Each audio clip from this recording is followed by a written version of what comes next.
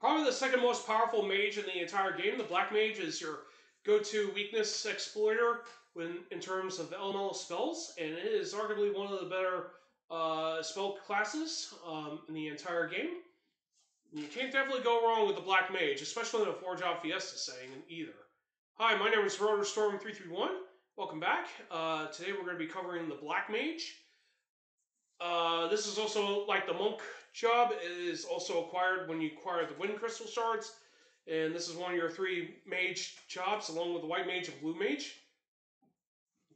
And like I said just now, it has arguably the second most powerful magic modifier in the entire game. And you'll be learning most of your black magic spells, through this job for the most part. In terms of the modifiers, the Monk has a -9 on Strength, 0 Agility, -2 on Stamina, and +31 on Magic. So you can definitely tell right away the Black Mage is arguably one of the more powerful mage jobs in the entire game, and definitely gets more mileage. Technically, the only job that outdoes Black Mage in terms of magic modifiers, the Summoner. The only job that can outmatch is the Summoner. My apologies, I'm not a very good speaker. Anyway, through 1 through 6, you'll be learning mostly black magic spells. Once you get to the final level 7, you'll get MP +30.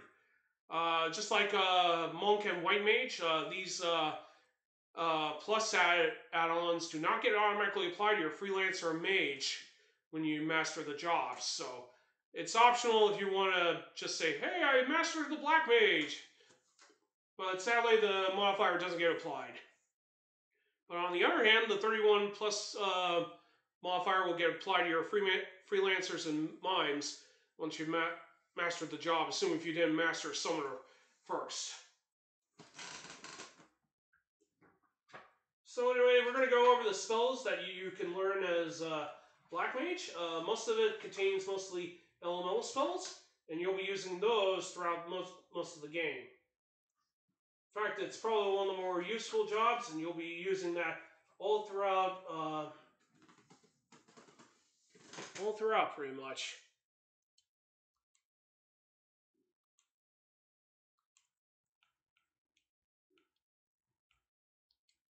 So anyway, there is one spell that is not there, and that's the Toad spell. That's part of level 2. But anyway, we're going to go ahead and cover all the spells that we have at the moment, including the Toad.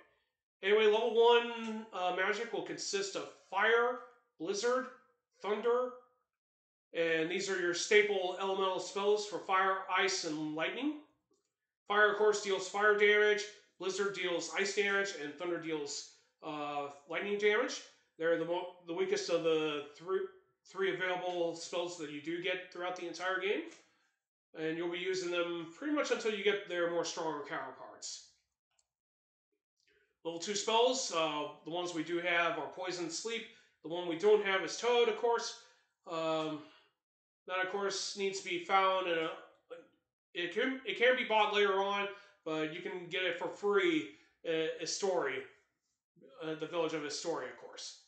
So anyway, Poison allows you to deal poison damage to targets. For the most part, it's not very strong, unlike its more stronger counterpart, Bile. Sleep, of course, will allow you to put targets to sleep. Just be very wary about trying to use that against enemies with heavy status. Toad, of course, will enable you to basically turn enemies into toads, renders them unable to use any of their abilities except attack. And if they have access to black magic, they'll be able to use Toad to revert themselves back to normal. Garalgla also has that ability as well when you fight at Whale's Tower for the boss. Anyway, your level 3 spells are Farah, Lizara, and Thundara. These are your level 2 upgrades for your fire, ice, and lightning spells.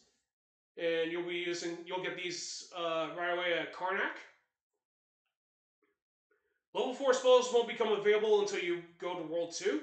These include Drain, Break, and Bio. Drain, of course, allows you to absorb HP from target, just don't use it against undead enemies. Break, of course, allows you to inflict petrification, on a target, but assume if they are not immune to petrify, that is. Bio, of course, allows you to deal poison, but it deals way more damage than poison does, and it also includes sapping damage as well. Level 5 magic is basically your third and final upgrades for Fire, Ice, and Lightning, respectively, being Faraga, Blizzaga, and Thundaga. You'll get these at the Moor Village, just before you go to the Forest of Moor in World 2. Flare, Death, and Osmos are the final spells you will get as Black Mages. Death and Osmos can be bought at Phantom Village, whereas you'll need to go to Fork Tower to get the Flare spell along with the Holy spell. And of course, you get to fight the Minotaur there, who's actually more easier to deal with than Omniset. Actually, I scratch that. That's my bad. I forgot. It's Omniset who guards Flare, not Minotaur. My apologies. Feel free to laugh at me for that one. So anyway, Flare is basically the strongest black magic spell you get access to in the game. But if you compare it against Holy and probably Meteor, it probably doesn't come up nearly as powerful, or at least that's what I've heard for the most part. But it's your strongest black magic spell, and it does not deal elemental damage. So, and this can also be combined with the Spellblade effect as well, so you can take full advantage of that as well. And that covers my guide for the Black Mage. Anyway, I'll be taking a small break, and I'll be right back with the Ninja as our next guide. And thank you for stopping by Tilt Blazin'. I hope you're having a good stream and all that. I mean, good day and everything. But anyway, I'll be right back, and we'll cover the Ninja guide next.